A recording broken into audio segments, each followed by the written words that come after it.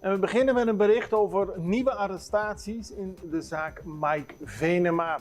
Dat is de zaak van de 53-jarige Nederlander wiens lichaam in 2019 is gevonden in zijn pick-up truck. Hij is de Caribische Zee ingereden nabij Sjoerd. Wat precies de dood heeft veroorzaakt, dat is nog niet duidelijk, maar de politie gaat wel uit van een misdrijf. Nou, in die zaak hebben agenten van het korps politie Curaçao vanochtend 3 verdachten aangehouden. Het gaat om een 33-jarige vrouw en 2 mannen van 22 en 26 jaar.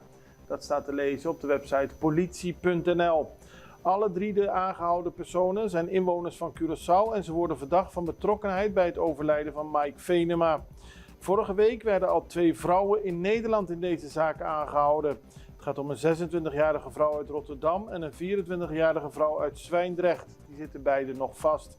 De politie werkt samen, de politie van Nederland werkt samen met de politie van Curaçao. En het onderzoek naar de oplossing van de moord is nog in volle gang.